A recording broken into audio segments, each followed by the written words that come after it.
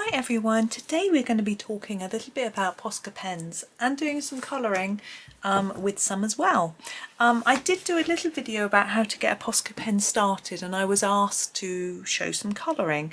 Now I don't normally colour whole pictures in Posca pen, but I thought I would show you some examples of where I've used them, show you some swatches and things, and then get on and do a bit of colouring. So the Posca pen set that I had recently, I did show in another video, was these sort of pastel colours, and these are the pens that I had already. Now they are all the same nib size. Posca comes in a selection of different nib sizes. I like the PC1MR, which is the ultra fine. If you can see in the picture, it's like a little very fine tip, which helps me to get around all the details.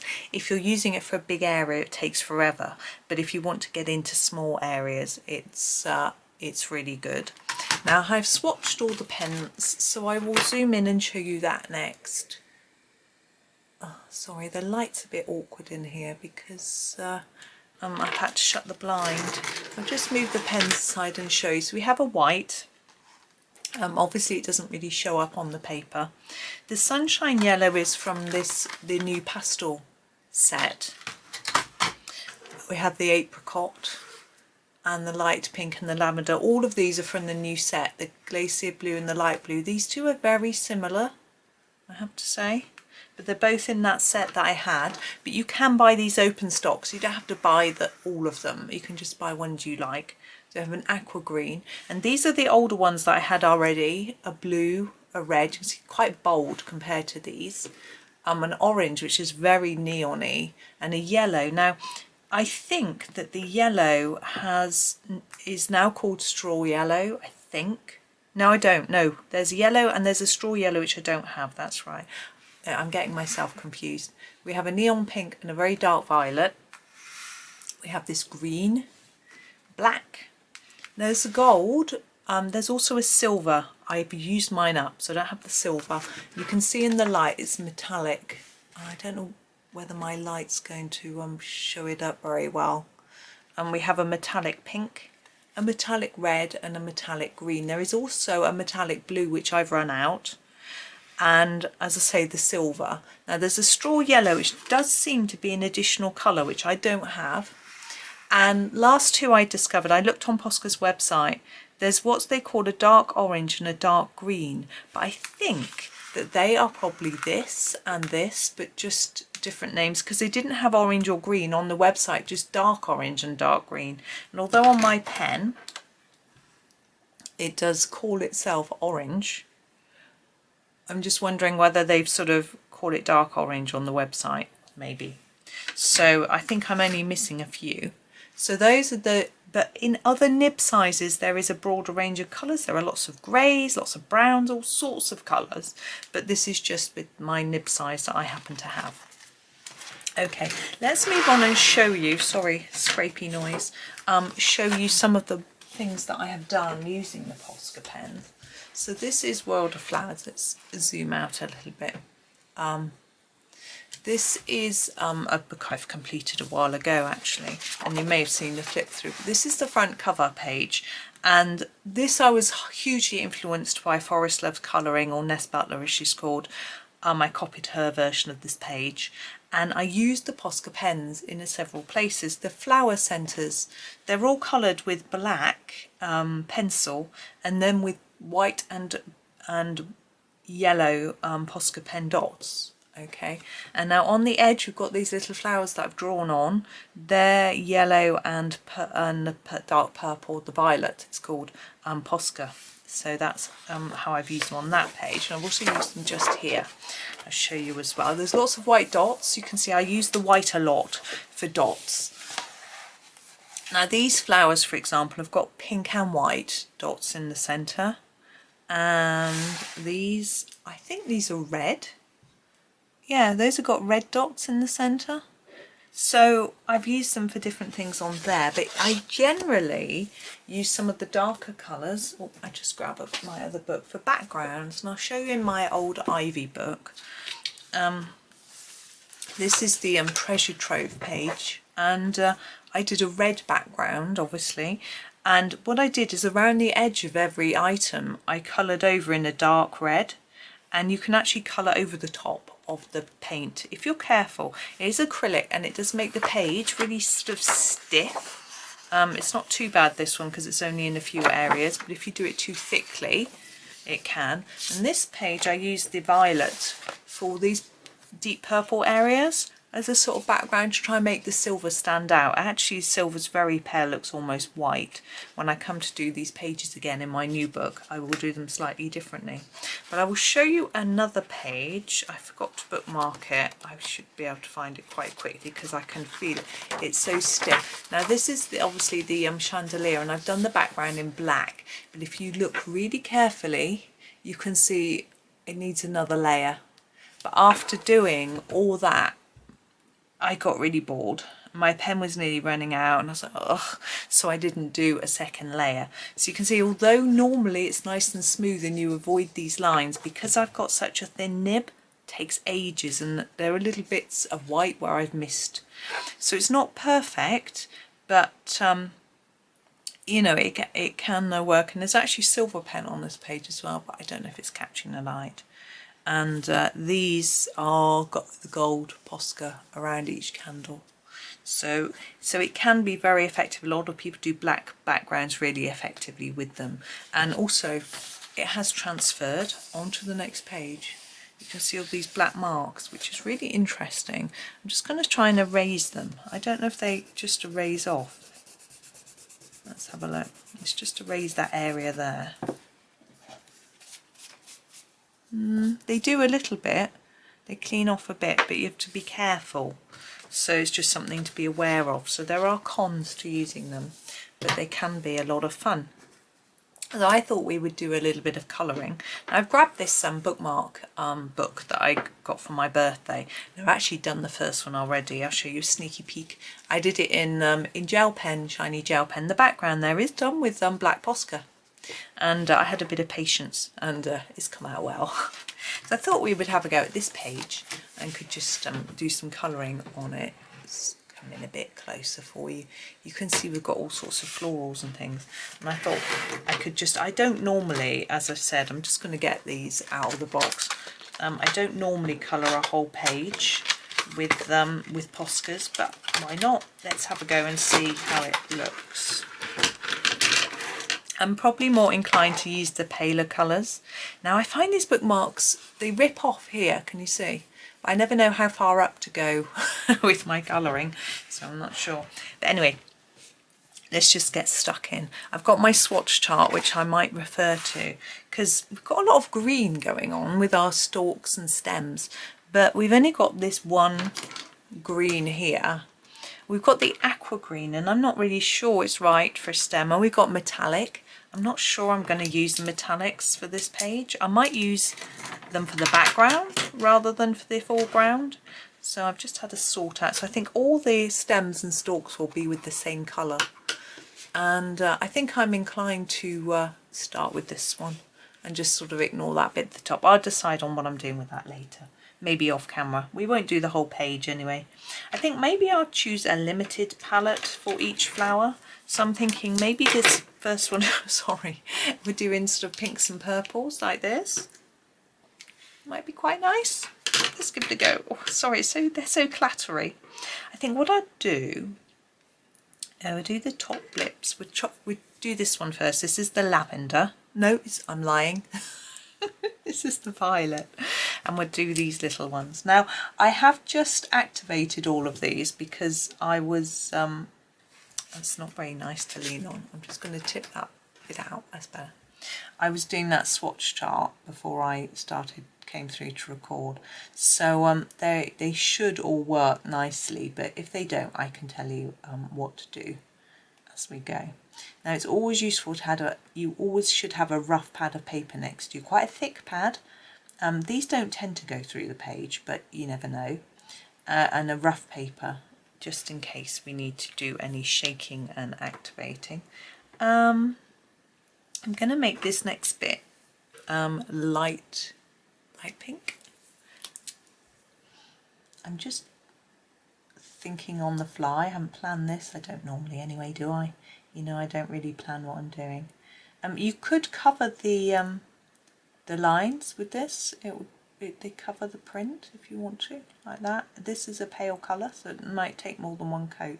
But I'm just going to demonstrate for you. I'm not normally a big fan of worrying about covering the lines, but I'll just show you so you can have a think about whether you want to do that. As the paint dries, like it had there, if you then try and overpaint it, it sort of makes it go all thick and splodgy. So you need to be careful. You still need to just be careful not to run your hand through the wet paint.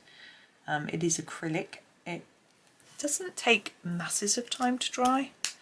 I'm going to do that bit under there as well. But you just need to be aware. But the good thing is, because it is acrylic, you can paint over the top of it. So if you've made a mistake, I think I'm going to go the violet with this one. If you make a mistake, you can wait for it to dry and go back over it and hide it. Putting dark over light is more effective, but you know, it's okay. So what I'm going to do with this base bit with the dots is I'm going to use the lavender, and then if I go over the lines, I'm going to use the pink on the dots, and it's a bit darker. So I figure if I do this lighter bit first, I like this colour. If I do this light area first, I'm not going to worry about covering the lines. They do show through a bit at the top, as you can see. So it's probably not worth bothering too much. You can layer it up a few times and hide them. And some people do use their Poscas for hiding black lines on pictures. I have tried it. I found it extremely time consuming, and I got to the point with the picture where I just wanted it to end because it was taking so long. So I decided that that isn't good. You don't want to be doing that when you're colouring. You want to be enjoying every bit. So I just left it. So you can see that the little nib is quite handy for getting into the smaller details. And now I'm going to go to the pink. This is really quite neon-y. I think it'll be okay. I think this, weirdly, I think that bit at the top looks like ice cream. I don't know why. I don't know why I'm thinking about ice cream. But maybe we'll just do a couple of flowers on this bookmark and sort of demonstrate all the colours really. I think it's a bit odd to have dots on a petal, but you know. There we go. Right, just move those aside, and we'll use the green for the base. Just keep it all in shot so you can see. Now you can go right over the top of this, or you can try and keep the line showing in between these stripes, but I'm not going to bother because they're going to show through a little bit, and it's so fine I'm never going to stay inside the line. You know me, I can't stay in the lines anyway. So there's our green. These are quite good at Christmas, the red and green and the metallics and things. Sorry, I'm just going to wipe my nose and think about the next flower as I go. Perhaps we'll do a blue one. Do a blue one next. Let's do this one in the middle. Now what I find is when they dry, they go a little bit hard and rough like you would probably expect from paint. When you run your hand over it, if you're colouring, I'm going to got these three. It feels a bit rough, and you know, you might not like that, you might not mind. I'm going to go in with the blue, which is the dark one first, and do these bumpy bits. So you know, it's up to you really how you feel about that, but I usually use them last anyway because of the fact that they need time to dry. You know, you don't want to I think these two blues are going to be really close. I've probably made a mistake by doing that that colour. I'm going to use the glacier blue for the sort of background bit. This is the pastel-y one, my new one. See, the pastel pack that I had, that I showed you, had mainly new colours in it. It had a white, which I've got, but obviously whites are great, very useful, so that's fine. But it also had the blue, and I already had a blue. So now I've got a couple of blues, but blues are quite useful for if you want a sky that's just plain. You know, could just use a blue pen. Or I have been thinking, I have used once, I haven't got the picture to hand, I did a black, yeah, I did a black background and then I put pastel on top of a black Posca background, and I put pastel on top. So that isn't, so I'm thinking maybe I could try a blue background and then some pastel, some white and lighter blue pastels to look like clouds. I don't know if it would work. This is the light blue. So you'll be able to really see the difference between the blues with them being this close together. So, you know, we can play around with things a bit, with mixed products. See, I think they're a bit too close. I'd rather have had a brown or a grey, but that's just my personal preference. But, you know, it is what it is. As I say, for skies it could be really useful. I'm going to use, this is the green again, just used for the, I think this is dark, what they call dark green on their website, because it's quite dark, isn't it? So I'm sure. You can see how quickly and easily it goes down. I was looking at a video this morning and it had something about Sharpie paint pens and comparing them to these. Had no idea Sharpie made paint pens, but that was an interesting thought. But I've always used Poscas, and I know there are cheaper brands as well which might be equally as good, but I've never tried them. Where should we go next? See, I was thinking of going here, but I might smudge the green. It's like a lollipop. Let's do that one. I like it. It looks like a lollipop. Where should we go for this? We've got yellows and oranges. Got a red. Let's do those. All those, look, they work quite well together. I'll just try and put them down quietly. I'm going to use the sunshine yellow in the middle. It's quite pale. I don't know how well it will really show up on white paper. It's quite looks quite splodgy as well, sort of thick. But anyway, now we've got the sort of normal yellow. This is the one I had before. It's very vibrant, and you'll be able to see the difference between them if they don't mix together. This is another thing. If they're still wet, they can mix, which might be good if you wanted to blend them, but I don't know if I'm that ambitious. And this is the apricot, which again is one of the new colours to me. I think it's really nice. I don't know if I would call it apricot. I think it's like an orangey yellow. I'm going over the top of these lines because they're too difficult to manoeuvre around. Okay, next I'm going to use the red for this circle. I'm also going to use it for the outside circle. Just messing around really with the colours.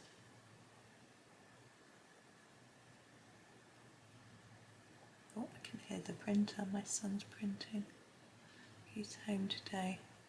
He's doing some chemistry past papers. He's got his end of year exams coming up. He's prepping for that. He's quite confident, which is really nice. And we've got the orange, which I think is really neon-y, but you'll see. I don't use this very much because it's so bright, but it would work as in the sort of flower middles and things like I showed you. And it would also, you could use it on a background on anything really, you know, sort of mandalas or something a bit more random, you know. You couldn't use it for sky or grass, obviously. Well, unless you were feeling really ambitious and creative. You could use it for a sunsetty sky, I suppose. There we go. Now let's do the green for this stem. I don't think I'm going to use the black. Show you the black. Got a bit there and a bit there, look. Black is black, you know, I don't really need to demo it. But I don't really want black on this picture unless I do it for the background, but then we'll take out these bits. So I might not even do a background on this in the end. I might just leave it plain. We'll see. There we go. Now we've got very few left now. We've got the, it's just the aqua, which I think is pretty. I'm going to use it in the centre of all of these and then think about what I'm going to go around the edge of it with after. I think that's a really nice colour. I've got no idea what I'm going to use it for. It's lovely. Now, if the flow of the pen stops, which it can do with Posca, particularly if you're doing large areas like backgrounds, you have to, it's wise to shake it. And never shake it with the lid off. I did explain this in my last Posca video.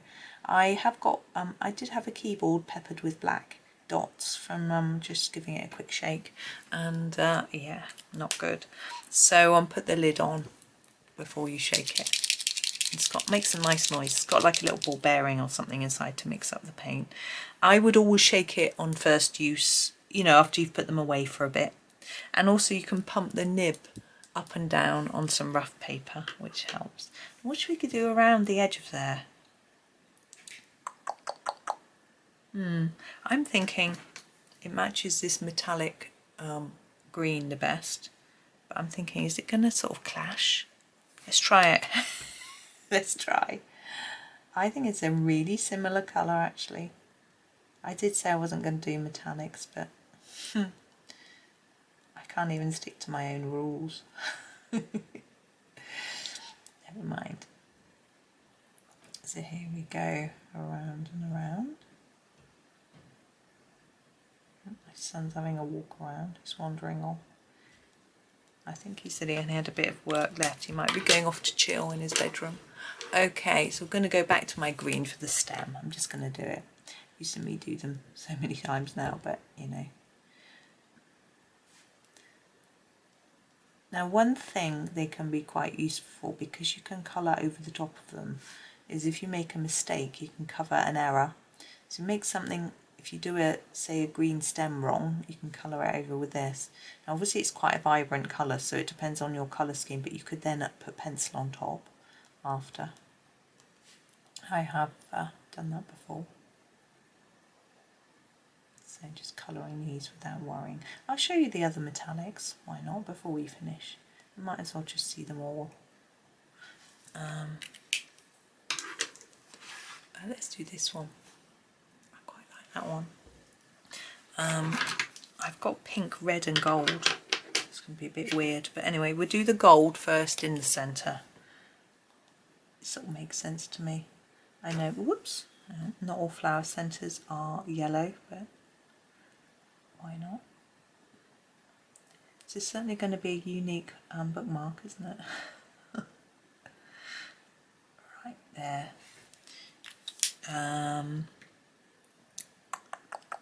Where's my green? I might use the metallic green as well. Let's go with the red next and do these bits. Now the metallics are quite muted, and I find this of all metallic items, pens. I used to have another set of metallic pens which I've given away, and the colours are quite muted but fun at the same time. And but I didn't use them loads because I don't really use pens lots for colouring in.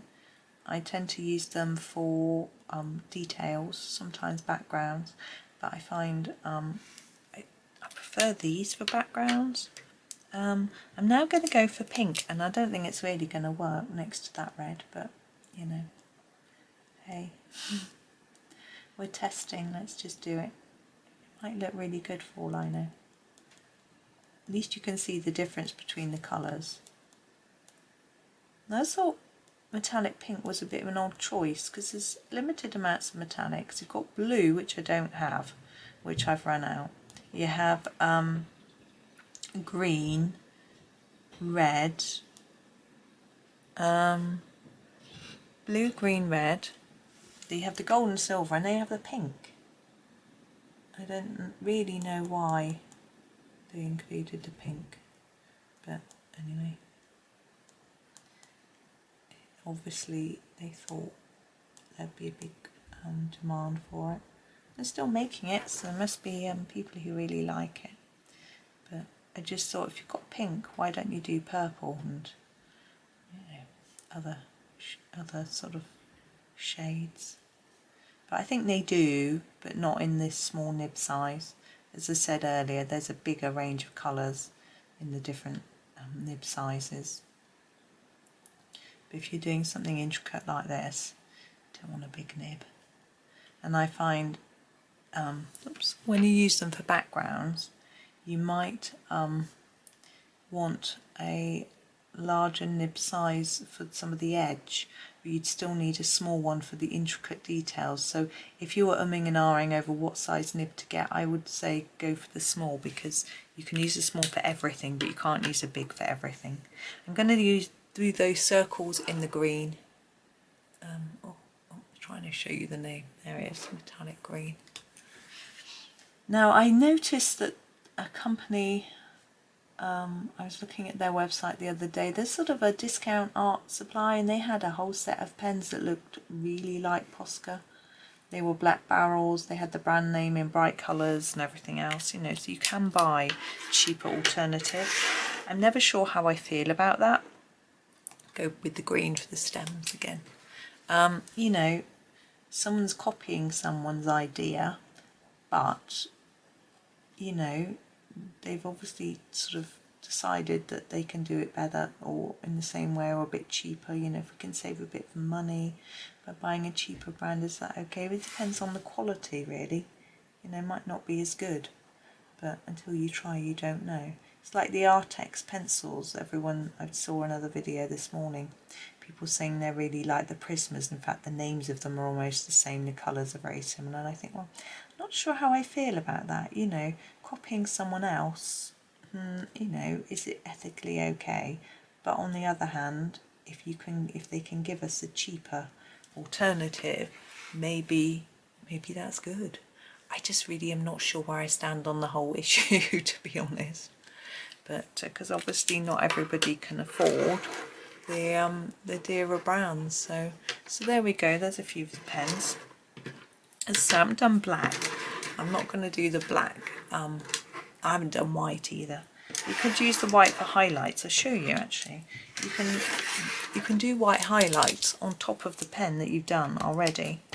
So if I wanted to go dot, oh, it's working. I don't know if it's going to work on me. It wasn't working earlier. I had to give it a good shake. So you can do yourself some highlights on top, and you can put any colour on top of any colour once it's dry. I'm being a bit daring, assuming it's dry. It might not be. But I always leave anything with Posca pen on for overnight to dry. I'm not going to do any on that one. I don't know how well you can see that. Anyway, can't. So that I'm sure it's not going to splodge and make a mess. But there we go. I hope that was useful. It was quite fun, I thought. Anyway, I'm going to have fun finishing the page off, the bookmark off, and see where I go. But anyway, and I'm not going to do a background. I've decided it's no. I think they stand out well on white paper, which is quite cool, because it's worth knowing that, you know, they work on the white, because some, like the metallics and things, are sometimes in paler colours, sometimes better on black. But I think those are okay on the white paper. So there we go, there's a little video for you. I hope that sort of helped you a little bit, knowing what there is with regards to Posca and sort of what sorts of things that you can do with them. So thank you so much for watching. I hope that you enjoy the rest of your day, and happy colouring.